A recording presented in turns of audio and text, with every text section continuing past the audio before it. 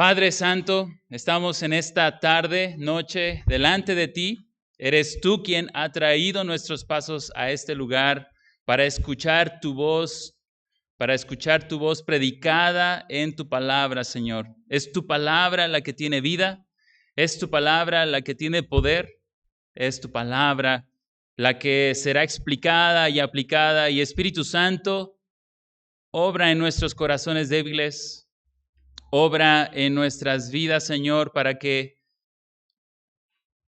esa palabra vivifique nuestra alma, nos sustente, nos aliente, nos exhorte, nos anime, nos consuele, pero también nos dé convicciones firmes de lo que es tu llamado, Señor. Bendice hoy a tu pueblo que hoy se reúne. Bendícelo, Señor, no por nosotros ni nuestra gloria, sino solamente por tu gloria, por la gloria de tu santo nombre, para que más familias levanten tu nombre a través de vidas santas, a través de vidas consagradas, a través de vidas que viven en esos momentos triviales, cotidianos, de manera trascendente, de manera eterna. Danos ojos para ver, danos oídos para oír, Señor. Empieza conmigo y llévalo a cada persona que está aquí presente. Te lo pedimos en Cristo. Amén. Pastor Eder me dijo que ustedes estaban acostumbrados a predicaciones de hora y media, hora 40 minutos. Yo le dije, está bien, yo puedo predicar 1 hora y media. No se asusten, solo se están riendo, pero algunos, ¿será verdad que es así? No se preocupen, solo 1 hora 20, no más de eso. El Señor nos bendiga el tiempo de su palabra, no se alarmen, estaremos 45 minutos. Espero que presten atención a lo que la palabra de Dios tiene que decirnos a nosotros. Es ella la que va a hablar, es ella la que será expuesta. Yo sencillamente quiero ser un heraldo que entrega el mensaje de la palabra de Dios para todos los que estamos aquí hoy. En 1971 sucedió un terremoto en la ciudad de Cincinnati, que sacudió por completo la ciudad y en especial una iglesia muy grande en el centro de Cincinnati. Fue una gran sorpresa entrar en el edificio y notar que nada se había dañado considerablemente.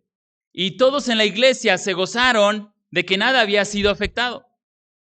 Pero muy poco de tiempo después, esa alegría se convirtió en tristeza cuando los inspectores vieron y examinaron los cimientos de la iglesia y vieron que aunque no había daños aparentes en la estructura externa de la iglesia, los cimientos se habían desplazado a tal grado que tuvieron que cerrar la iglesia y reconstruirla porque ya no era segura. Tú podías ver ese lugar y podías ver que todo estaba intacto externamente. Pero el riesgo era grande, de manera que si ignoraban esa advertencia, muy probablemente esa construcción se podía venir abajo y causar un gran accidente.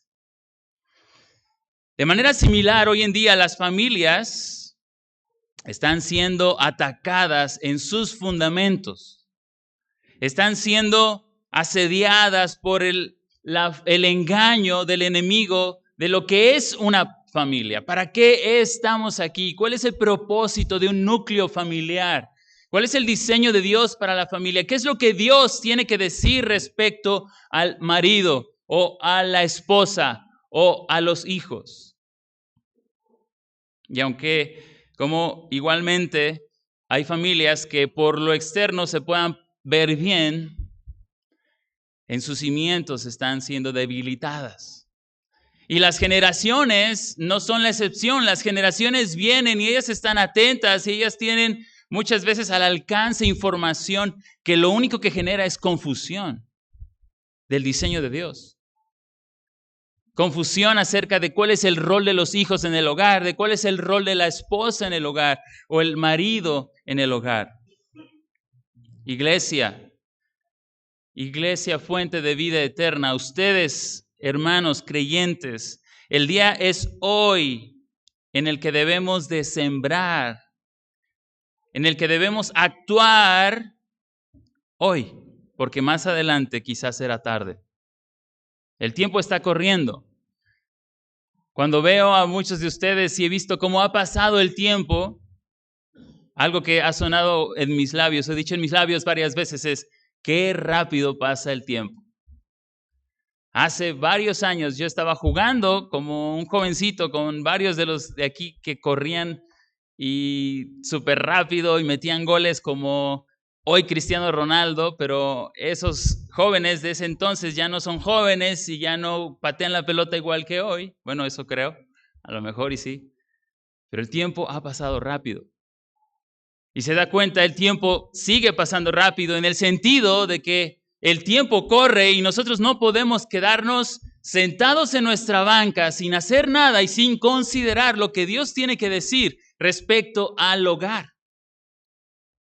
Respecto a lo que es mi función como esposo o esposa o hijo. Vuelvo y repito, no podemos quedarnos pasivos, ignorando lo que Dios quiere que nosotros hagamos. Iglesia, la iglesia que crece es la iglesia que está yendo a la Escritura una y otra vez, yendo a ella, viendo de qué manera estamos de alguna manera distorsionando o no acercándonos a ese objetivo. El propósito justamente hoy es que nosotros veamos que tenemos un llamado de parte de Dios en su palabra, de manera que tenemos que acercarnos al centro del propósito de Dios para ti individualmente, ya seas esposa o hijo o esposo, o seas alguien que quizá no está tu familia aquí presente, pero eres alguien que tiene un rol dentro de un núcleo familiar. ¿Qué es lo que Dios quiere de ti, allí donde Él te puso? No hay familia que no necesite la gracia de Dios. No hay familia que no necesite la gracia de Dios. Todas las familias necesitamos la misma gracia. No hay familias que necesitan más gracia que otras. Eso es una distorsión del carácter de Dios y es una distorsión muchas veces de nuestro concepto acerca de la gracia. Pero no hay familias que necesitan más gracia que otras. Todas necesitamos la gracia de Dios.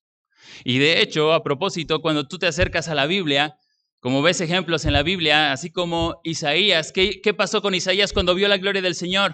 Él dijo, soy un pobre pecador.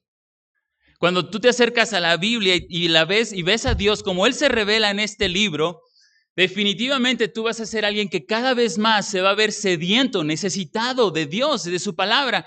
Y cada vez Dios se va a hacer más grande y tú te vas a ver más pequeño y necesitado. Familia. Dios les ha dado aquí, iglesia, una familia de fe, una familia para la eternidad. ¿Te has puesto a pensar en esto? Si con alguien vas a estar para siempre en la eternidad, va a ser con esta familia. Todos los días. Algunos están diciendo así como, híjole, y algunos quizás estarán reflexionando, pero la realidad es, estaremos para la eternidad. Y aunque el tiempo nos separe, la distancia, y algunos de ustedes tengan que salir de alguna otra manera o irse a otro lado, sabe, hermano, nuestro Señor Jesucristo va a venir por su iglesia y nos va a llevar para morar con Él para siempre. A veces no medimos lo que significa eso, para siempre.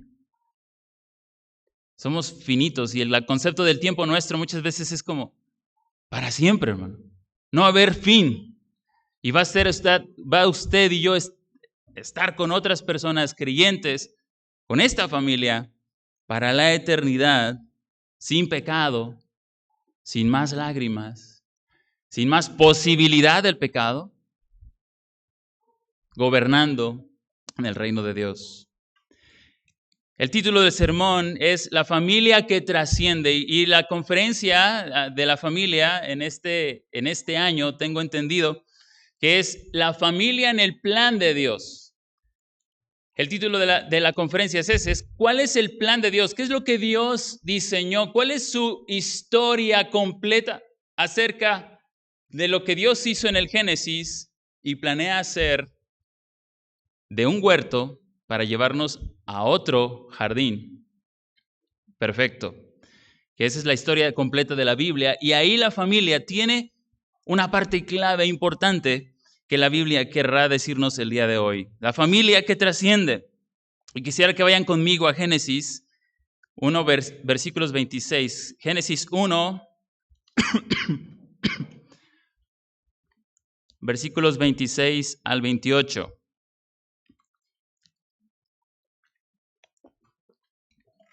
¿Está conmigo? Génesis 1, 26 al 28 dice, entonces dijo Dios, hagamos al hombre a nuestra imagen, conforme a nuestra semejanza, y señoree en los peces del mar, en las aves de los cielos, en las bestias, en toda la tierra, y en todo animal que se arrastra sobre la tierra. Y creó Dios al hombre a su imagen, a imagen de Dios lo creó, varón y hembra los creó. Y los bendijo Dios y les dijo, fructificad y multiplicaos, llenad la tierra y sojuzgadla, y señoread en los peces del mar, en las aves de los cielos y en todas las bestias que se mueven sobre la tierra. Génesis significa, ese soy yo cuando hago fuerte que se escucha el ruido, ¿sí, verdad? ¿Lo alejo? Está bien. Perdón, es que no quiero causarles distracción. Génesis significa orígenes, comienzo. Y justamente vamos a capítulo 1 y lo que vemos es que Dios en 7 días, ese número que habla de lo perfecto, lo completo, crea todas las cosas. Y llegamos al 6º día y aquí como que se detiene y hace un paréntesis, que es el versículo 26, donde nos señala que crea al hombre. Ha creado las bestias del campo, los peces en el mar, ha separado las aguas de la faz de la tierra y ha hecho toda su creación, pero llega el 6º día y si te das cuenta, tiene la idea de una cúspide. El 7º día es el día en que Dios descansa y lo santifica. El 7º día lo aparta, lo separa para Él. Pero en el 6º día crea al hombre o a Adán. Ahora, nota aquí. El texto dice, versículo 26, crea Dios, hagamos, dice Dios, en la Trinidad perfecta, Dios Padre, Dios Hijo y Dios Espíritu. Por eso dice, hagamos al Adán. Adán significa humanidad. Y los nombres en ese entonces tienen ese peso, ese significado. Lo que está diciendo Dios es que vamos a crear al hombre y la mujer. De hecho, versículo 27. Lo repite, creó Dios al hombre, a su imagen, y a la mujer también. Vemos justamente esta parte. Vemos que Dios crea, o más bien nos da esa idea que está en la cúspide, y en la cúspide crea al varón y a la hembra, y les da una encomienda muy importante. Aquí es donde todo comienza, en la creación. Y justamente aquí lo que vamos a ver en el día de hoy, quisiera que tú recordaras algo en el sermón, está resumido en esta frase, recuérdalo, y para los que están anotando, tome nota de la siguiente frase que resume o condensa el sermón. Dice, responde al llamado de reflejar el diseño de Dios para tu familia. Responde al llamado de reflejar el diseño de Dios para tu familia. Todos aquí somos parte de una familia. Respondamos a ese llamado. Eso es lo que vamos a ver en el día de hoy, en este primer tema de la familia que trasciende. Y este sermón está dividido en 2 partes principales. La primera es que la familia es conforme al plan de Dios, la familia conforme al plan de Dios. Y el segundo punto, la familia que es afectada por la caída, cerrando con la esperanza que nos da la misma palabra de Dios después de la caída. Entonces, número uno, la familia conforme al plan de Dios. Y ya vimos allí que Dios inicia diciendo, hagamos al hombre a nuestra imagen conforme a nuestra semejanza. Esto es muy importante. Ponlo en perspectiva. Dios está creando todas las cosas y dice Dios, Dios Padre, Dios Hijo, Dios Espíritu, hagamos al hombre y a la mujer conforme a nuestra imagen. Parece algo no muy significante, pero realmente esto es muy importante. Dios crea a cada hombre, bueno, en este entonces es Adán y Eva, y los crea a su imagen, es decir, con el propósito de reflejarle a Él. Es como si yo dijera, tuviera el poder de crear a alguien como yo, que llevara mi imagen. Naturalmente no estoy diciéndolo, pero lo que estoy diciendo indirectamente es que ese mini yo, donde va a ir, se va a comportar como Julio Salgado. Y si pudiera tener el poder de crear 1000 mini yos, imagínense, ¿verdad? Habría muchas personas que llevan portadoras de mi imagen para que ellas difundan esa imagen. Y esa es la idea aquí justamente del texto. Dios crea a Adán, al hombre y a la mujer, como portadores de la imagen de Dios para que, ¿qué es lo que es el mandato de Dios para ellos? Que lleven su imagen y los ponen en un jardín, capítulo 2, y luego del jardín ellos tengan hijos, procreen, gobiernen, crean otras familias y más familias portadoras de la imagen de Dios para que toda la tierra se llene de la gloria de Dios. Ese es el propósito inicial que vemos, que Dios pone dentro de todo el universo, dentro de toda la inmensa creación, decide poner el foco en el planeta Tierra. Y allí pone al hombre para que en un jardín él gobierne y difunda su imagen y lleva su imagen por toda la tierra. Y ese era el plan de Dios justamente aquí. Esto es muy importante, porque en la cúspide de la creación, Dios pone al hombre y lo pone con ese propósito de crear, de llevar o difundir su imagen por toda la tierra. Pero también dice que señoree o ejerza dominio sobre toda la creación. Y entonces, allí empieza a suceder en el capítulo 2. Si tú ves, va conmigo al versículo 1, ¿qué dice? Dice, fueron acabados los cielos y la tierra y todo el ejército de ellos, y acabó Dios en el séptimo día la obra que hizo, y reposó en el día séptimo de toda la obra que hizo, y bendijo Dios al séptimo día y lo santificó porque en él reposó de toda la obra que había hecho de la creación.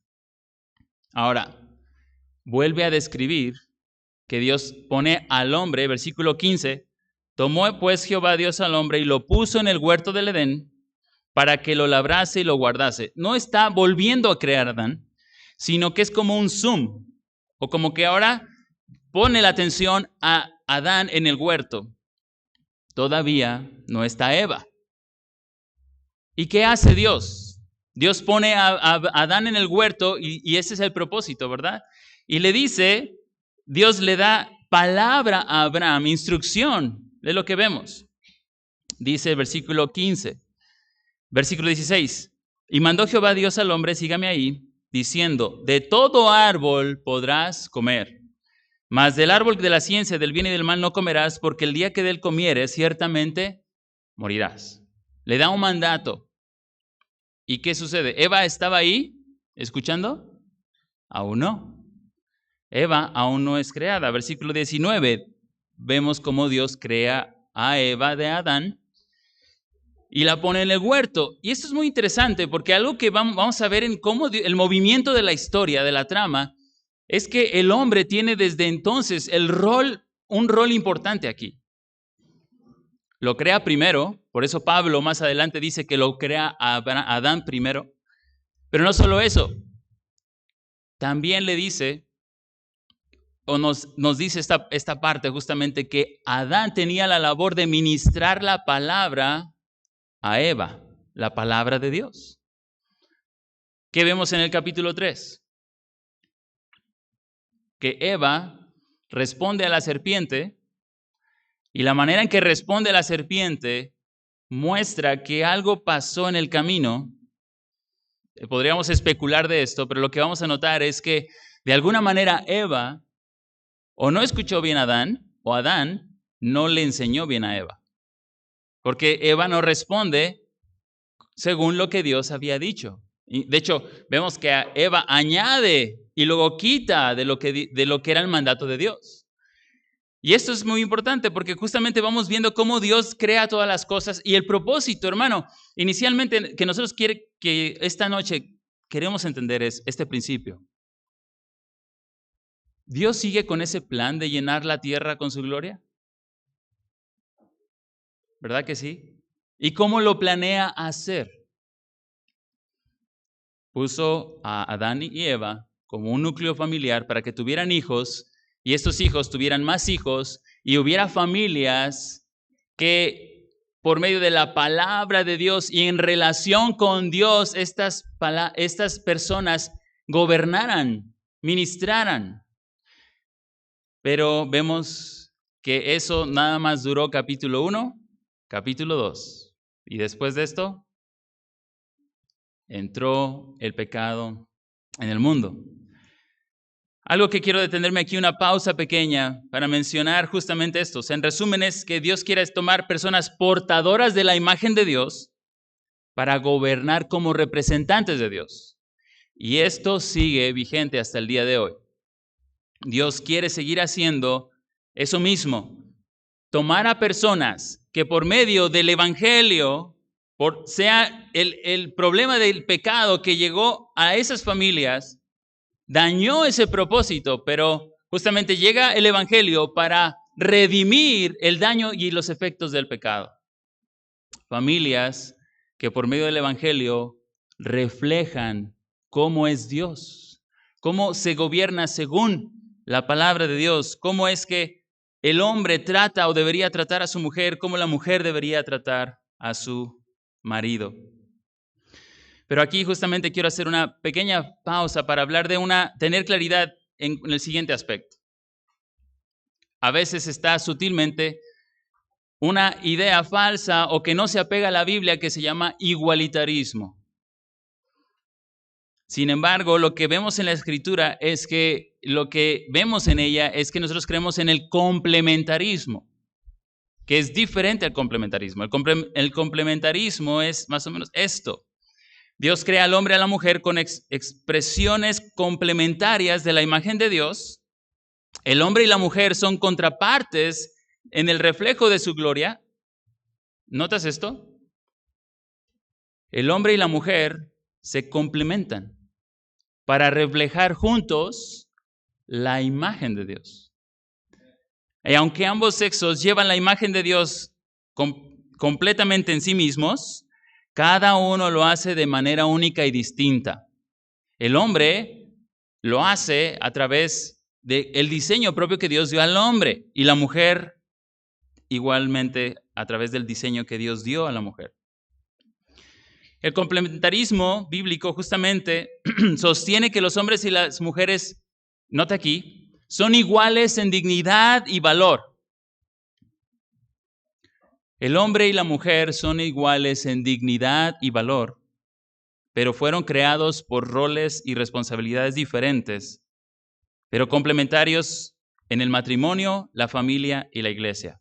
Porque esto es importante, que los entendamos. Jóvenes, tienen esto muy claro desde ahora.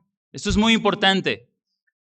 Jóvenes, ustedes son el futuro de que esta verdad se vaya preservando, no solo con su entendimiento, sino con su propia vida. Que Dios nos hizo, el hombre y la mujer valen igual delante de Dios. La mujer no es menos, ni el hombre es más. Ambos valen o tienen su valor y encuentran su dignidad porque fueron creados a imagen de Dios. Tú vales, ¿qué dice este mundo? Tú vales por lo que tú aportas. Si tú traes tantos vehículos o la camioneta de tal, entonces tu valor aumenta. Si tú tienes un gran nombre y tú has logrado grandes cosas, entonces tú vales más. Eso es muy normal. Y eso puede afectar la manera de nosotros ver a las personas. Porque podemos seguir el mal ejemplo de este mundo de tratar a las personas no porque valen, porque son hechas a imagen de Dios, sino por lo que te dan o lo que representan o lo que aportan en esta sociedad. ¿Sí me explico en este punto? No valemos por lo que logramos. Y saben, esto es muy sutil. Muchos de nosotros por eso buscamos empeñarnos en lograr ciertas cosas porque estamos buscando nuestra identidad en ellas. Creemos que nos pueden dar valor en este mundo. Pero eso es contrario a la verdad de Dios, de que nosotros valemos no por lo que hacemos o logramos, sino porque llevamos o somos portadores de la imagen de Dios. O sea que cuando alguien se te acerca, acuérdate de eso.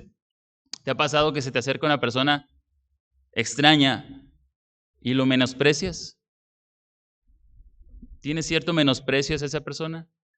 Porque está muy metido esa idea justamente de tratar a las personas por cómo las vemos.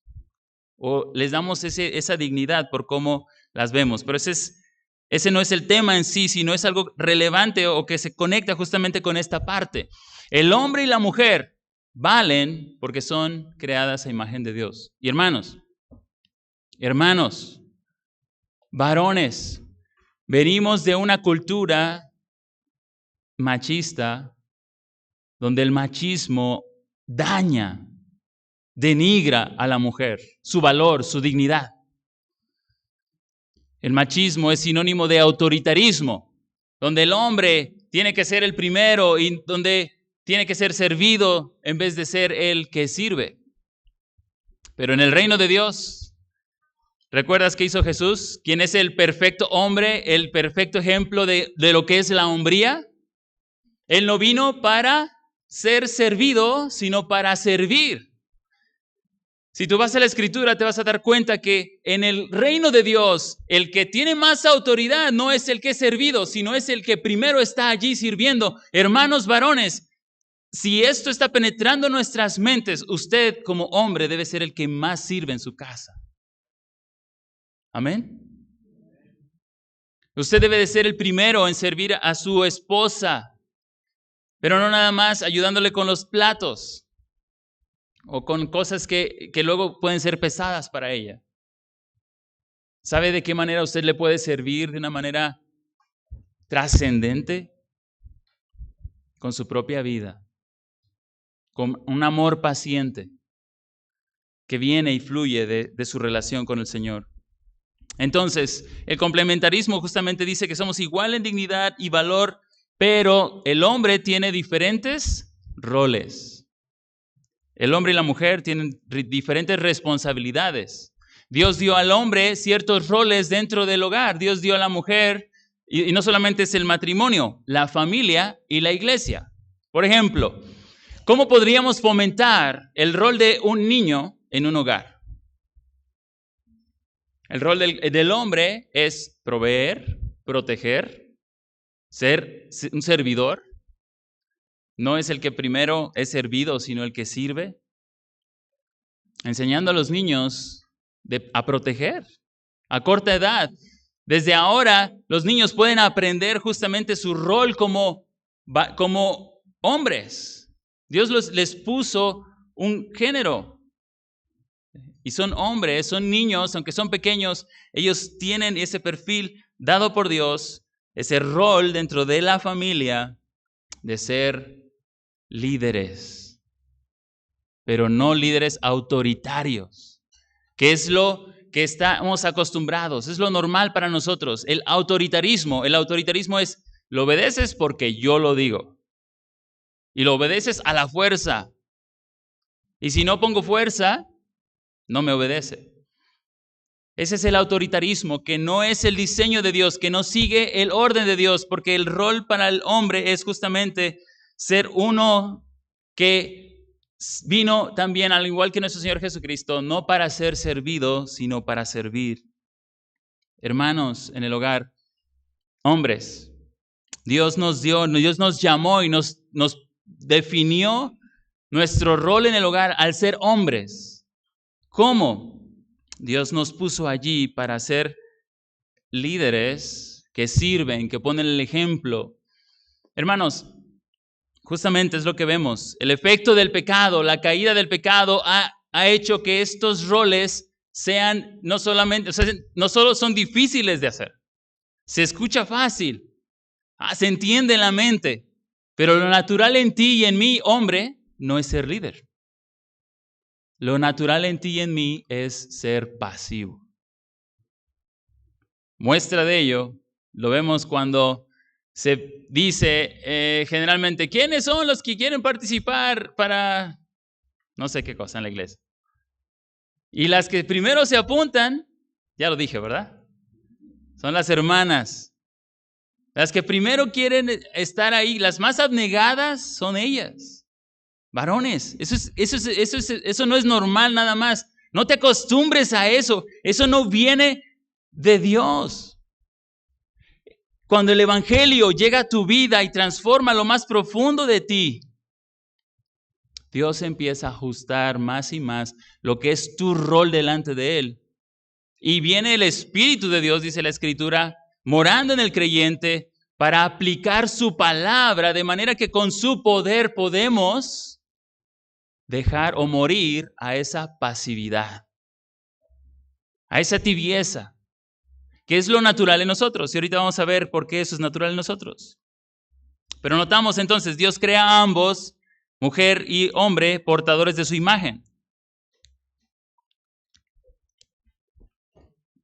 Y estos son contrapartes del reflejo de Dios. Llevo 10 años casado, por la gracia de Dios. Y sabe, de repente ahí un amigo me decía, ay Julio, tú que eres súper sociable. Yo me quedé así como, ¿estás hablando de mí? Yo escuché la voz de este amigo y empecé a reflexionar cómo Dios había usado mi matrimonio para sacarme de mi comodidad y hacerme ver, o sea, mi esposa ha sido un complemento para ayudarme a salir de mi comodidad de no involucrarme con las personas. Hay otros hombres que dicen, yo también, me too. Los hombres somos más cómodos y nos escudamos, no pasamos esa línea de fútbol, clima, carne asada, taquitos, y nuestras pláticas siguen ahí, y al otro domingo sigue siendo carne asada, taquitos. Y las mujeres tienden a hacer más, preguntan más como, ¿cómo te sientes? Cuando un hombre le pregunta a otro hombre, ¿cómo te sientes? El hombre lo voltea a ver así como, ¿qué me estás preguntando? Pregúntame primero de la carne asada, ¿no? Del fútbol. Eso es lo natural en nosotros, escudarnos, ser cómodos. Pero Dios, varón, te ha dado una mujer para salir de tu comodidad, porque el diseño de Dios es que te da tu esposa para ser esa contraparte del reflejo de Dios. Y ese es el propósito de Dios. Entonces, por diseño el hombre tiene un rol dentro del plan de Dios y la mujer tiene otro rol. Pero ambos en dignidad y valor, hermanos. Hace rato mencionaba justamente del machismo, porque eso es algo que tenemos muy arraigado como cultura. Tenemos cosas allí sencillamente porque así vimos que lo hacía nuestro padre o así lo vimos en casa. Pero el machismo va en contra de la verdad de Dios. Lo que Dios quiere hacer, y ¿sabe esto por qué toco el tema del machismo? Porque el feminismo es un efecto péndulo que estamos viendo como resultado del abuso de autoridad. Hoy en día, cada vez más, el feminismo está tomando poder e influencia para menospreciar y hacer pedazos la figura masculina. No estamos tan lejos de eso. Tú puedes ver programas de televisión donde directamente el tonto de la familia es el hombre. Donde el que menosprecian, el que su autoridad no tiene nada que ver, es el hombre. Las heroínas hoy en día, ahora, cada vez más, no es la figura de un hombre fuerte que protege, sino ahora es una mujer que es más inteligente y no necesita de estos músculos porque ella puede más que el hombre. Hermanos, estamos cada vez más enfrentando una corriente cada vez más directa contra el diseño de Dios. Otra vez, el machismo no es nada bíblico, pero tampoco lo es el feminismo. Y quiero aclarar lo siguiente. Lo dije hace un inicio, ¿verdad? Hermanas, delante de Dios, ustedes valen igual que el hombre. No son menos. Dios ha dado diferentes roles y capacidades, pero para complementarnos, servirnos mutuamente, no para estar de enemigos o rivales. ¿Qué sucede cuando el diseño de Dios, lo dije al inicio del sermón, la meta, hermanos, es que de alguna manera podamos ver que Dios nos llama a acercarnos más adentro, más en el centro del propósito de Dios para ti, del diseño de Dios como familia? Cuanto más cerca estés de seguir ese diseño, vas a ver, en lugar de rivalidad, y nada más están ahí echando piedras el uno al otro, viendo este que no hace este y este que no hace este, y todo esto crece y se vuelve un gran problema que termina en tasas de divorcio reales que van en aumento, afectando niños y afectando toda una sociedad. Ese es el poder y el efecto del pecado, que es real en nuestra vida, pero para eso vino el Señor Jesús, para deshacer los efectos del pecado, para que por medio de seguirle a Él podamos morir a nosotros, a lo que es natural en nosotros. Hombres, lo natural en ti no es ser un líder, es ser pasivo. Y me incluyo. Lo he visto en mis 10 años de casados y una de las cosas que he visto, y yo decía, miren, yo fui capitán de fútbol, a mí me gustaba ser en la escuela como de los que ponían el primer, decía yo soy un líder. Y me caso y que me voy para atrás.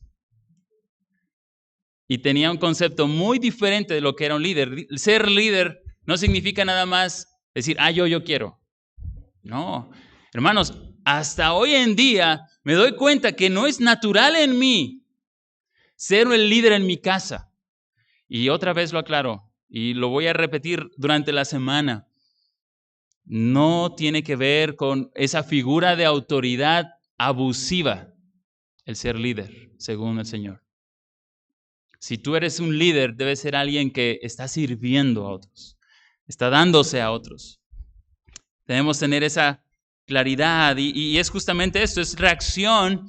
El feminismo es esto, justamente es la respuesta a este machismo, contrario al diseño y a la verdad de Dios, ya que el hombre ha abusado de esa autoridad, ha menospreciado. Hoy en día, de hecho, si tú vas a ver los pasajes en el Nuevo Testamento, las mujeres eran tratadas con mucho menosprecio.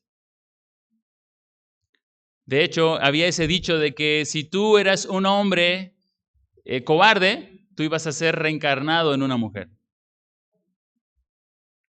Así lo pensaban en esas culturas grecorromanas.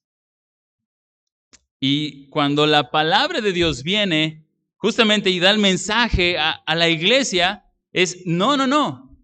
Dios pone en orden todo y le da el valor y la dignidad y pone en alto a la mujer en su rol y lo que según la Escritura quiere que nosotros también tengamos. Ningún menosprecio debería de haber hombres.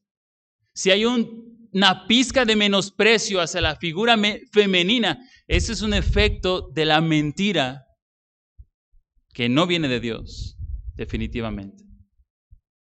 No debe de haber eso en nosotros. No debe caber en nuestra mente algún menosprecio.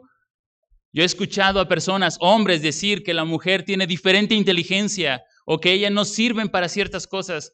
Hermano, eso es un menosprecio. Y de la misma manera, mujeres hacia los hombres. Tenemos que recordar lo que el Señor quiere de nosotros, que podamos respetar a la figura masculina, como dice la Escritura, y veremos más adelante el rol de cada uno. Pero entonces, hemos visto justamente cómo esta historia se mueve diciéndonos que el propósito es formar núcleos familiares para que por medio de la imagen de Dios esta tierra se llene de la gloria de Dios. Pero llegó el pecado en capítulo 3 y vemos cómo justamente, capítulo 3, vamos ahí al capítulo 3 de Génesis, versículo 15. Dice, bueno, antes de llegar al versículo 15, recuerda que viene la serpiente. La serpiente era astuta, dice la Escritura, y viene con Eva y engaña a Eva sutilmente. Hace dudar de Dios, desconfiar de Dios, desobedece a Dios. ¿Y recuerdas a quién llama a Dios? Cuando Dios se pasea por el huerto, Adán y Eva se esconden y Dios llama no a Eva, sino a Adán, a aquel que tenía un rol dentro de este matrimonio que Dios unió. Llama al líder y le dice a Adán, ¿qué hiciste?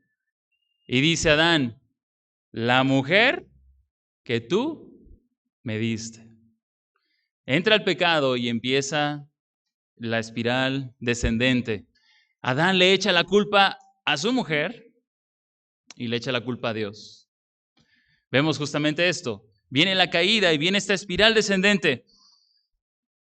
Pero mira, lo que quiero que notes aquí justamente es que este diseño que Dios creó, estos roles que Dios dio, a través de la entrada del pecado a la humanidad, hacen difícil que la mujer se someta, porque dice la Escritura, haré ayuda idónea para él.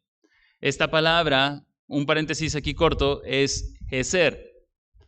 Y esta palabra es literalmente ayuda de socorro. Y esta palabra se usa para describir a Dios, para con su pueblo Israel.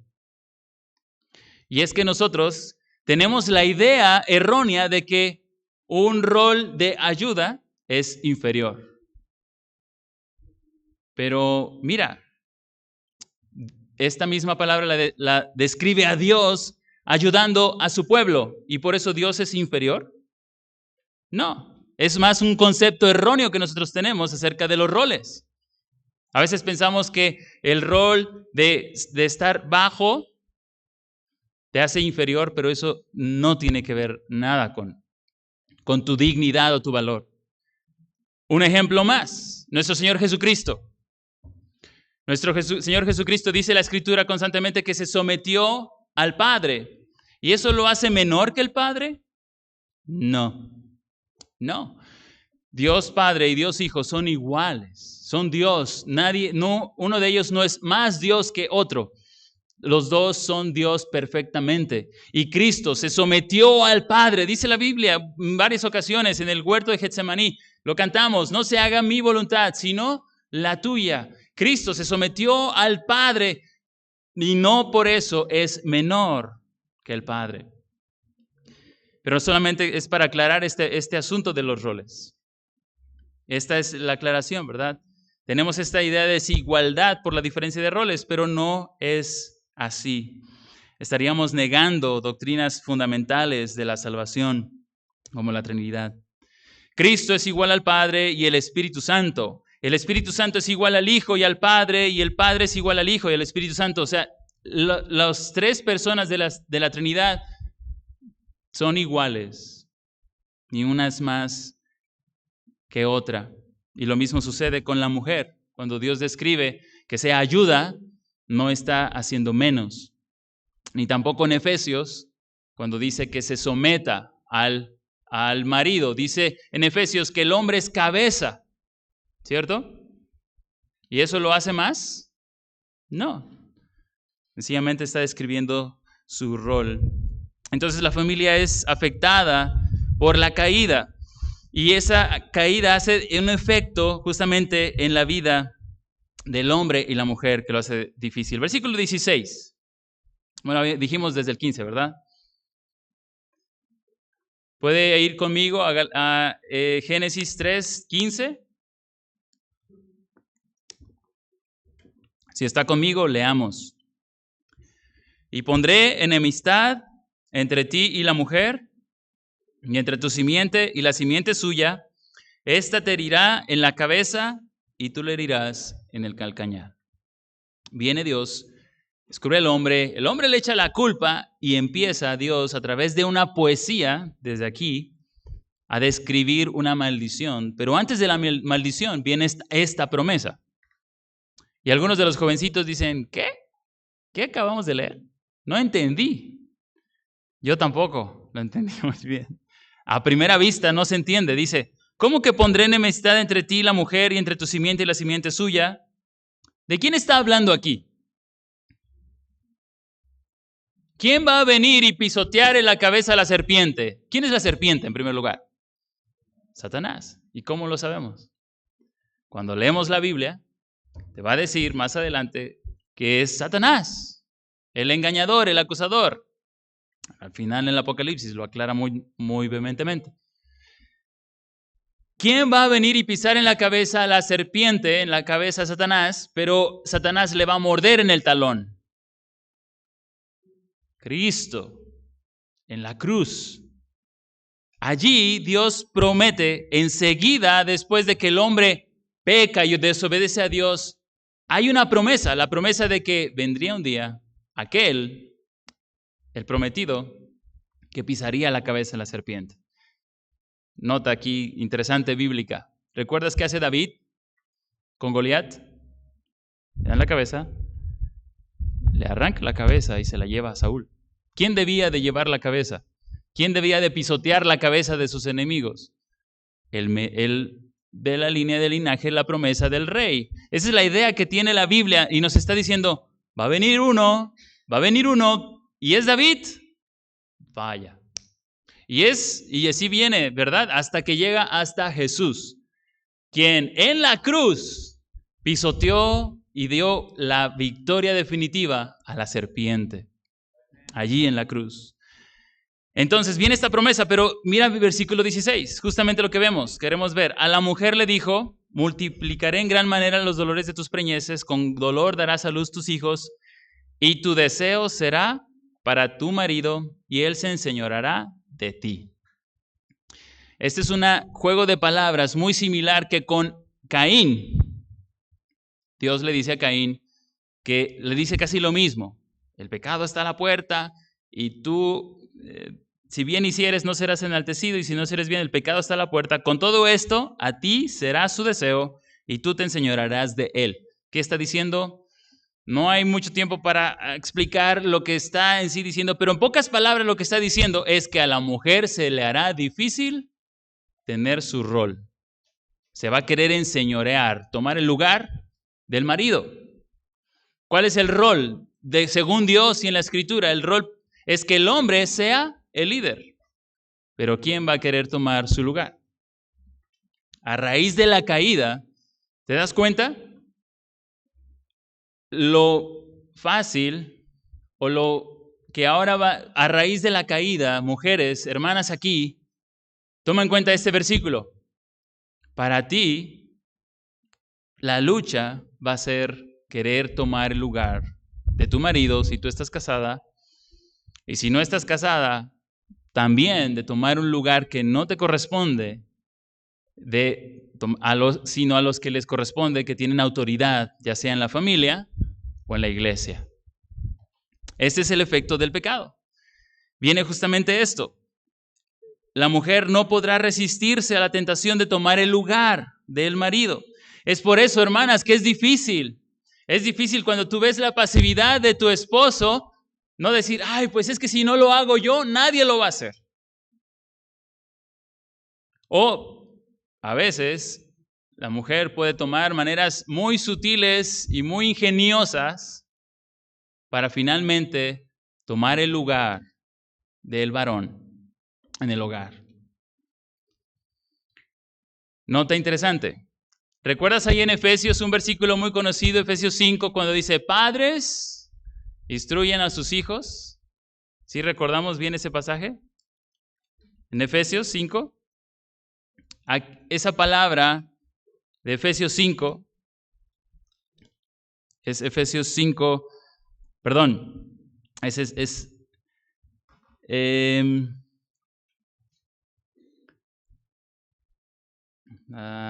versículo, es Efesios 5 justamente, lo dice maridos, y luego dice hijos, obedeced en el Señor, 6:1, a vuestros padres, luego honra a tu padre, versículo 4, 6:4, y vosotros padres no provoquéis a ir a vuestros hijos, sino criadlos en disciplina.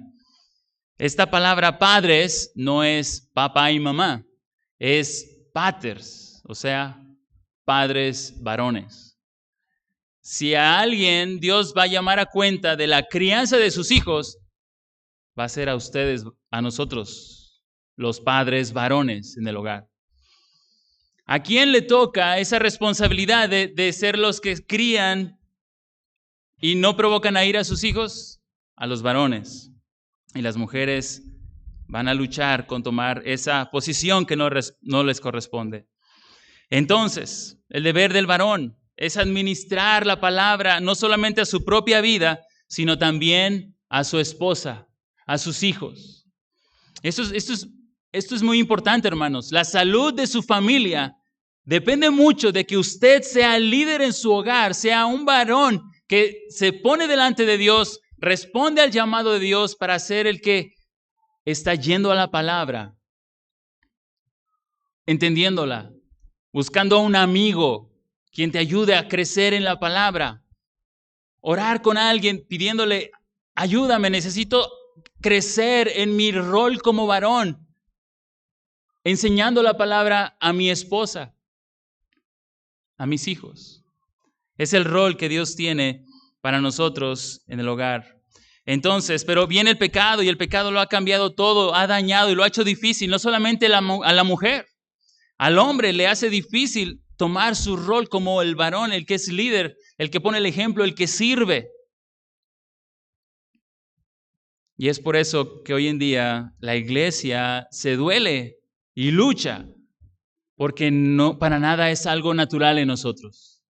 Lo natural en ti y en mí es no seguir el rol que Dios te ha dado como varón o como mujer. Y esto, hermanos, aquí vemos personas grandes, personas más jóvenes. Esto nos toca a todos los que tenemos, seamos chicos o más grandes, todos tenemos este llamado, ya seas hombre o mujer, a reconocer que tienes un rol por haber sido hombre o mujer. Y quiero terminar con lo siguiente. Pero bueno, ¿qué sucede? Viene el pecado ha afectado ese propósito santo y bueno de Dios. Pero entonces, ¿qué esperanza tengo? Génesis 3:15 nos decía justamente lo que veíamos, ¿verdad? Génesis 3:15 nos recuerda que vendría uno que pisotearía a la serpiente en la cabeza para quitarle el poder. Y dice la Escritura en Mateo que toda potestad me ha sido dada. Cristo está sentado en su trono, Él es el que gobierna. Apocalipsis 4 nos dice que Él está en su trono sentado porque es el Cordero que es digno, que fue inmolado, y Él es el que reina junto con el Padre porque logró la victoria ahí en la cruz.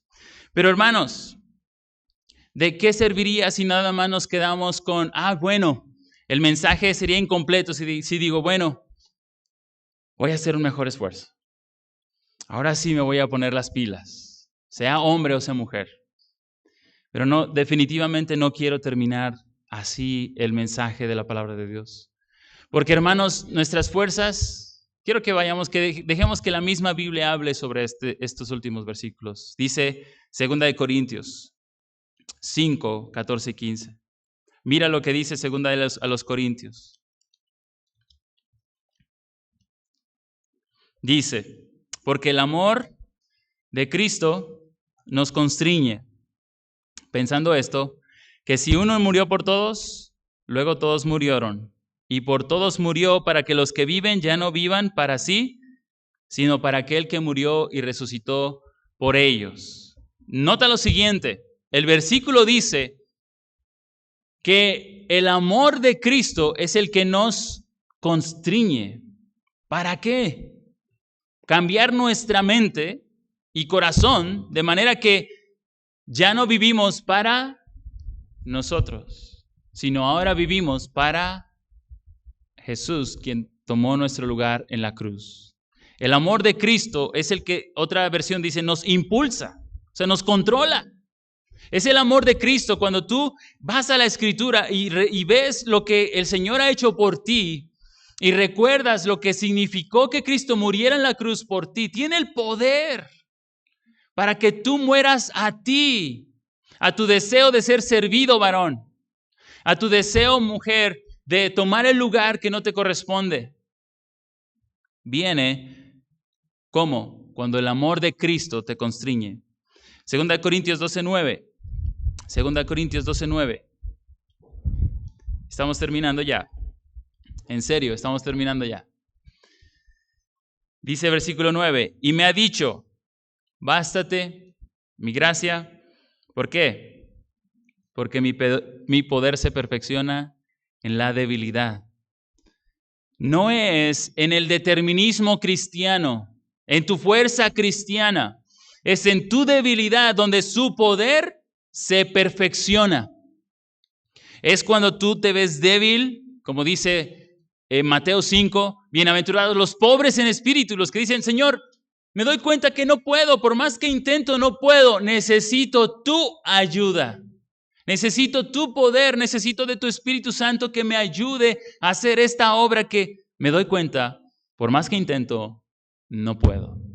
Y eso es muy diferente a pensar que nosotros lo podemos hacer por nuestra capacidad o pensar que lo podemos hacer por tal o tal estrategia.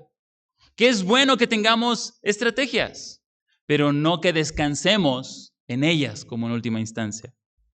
2 Corintios 3, 10, 14 al 18. Solamente voy a leer el versículo que es muy conocido. 2 Corintios 3. ¿Qué dice el versículo 18? Por tanto, nosotros todos, mirando a cara descubierta como en un espejo la gloria del Señor, ¿qué dice? Somos transformados de gloria en gloria en la misma imagen como por el Espíritu del Señor. Desde el versículo 14 nos dice y describe cómo es que Moisés veía, o desde versículos antes, cómo Moisés veía la gloria del Señor, irradiaba la gloria del Señor. Termina Pablo diciéndonos que nosotros ahora, mirando a cara descubierta la gloria del Señor, es que somos transformados en su imagen, en su semejanza por medio de su Espíritu. Hermano, varón, por más que te propongas ser un varón conforme al diseño de Dios, al rol que Dios tiene para ti, de morir a tu pasividad, a tu comodidad, no lo vas a poder hacer si tú no eres alguien que contempla la gloria del Señor. ¿Sabes? Tú y yo nos transformamos en lo que adoramos.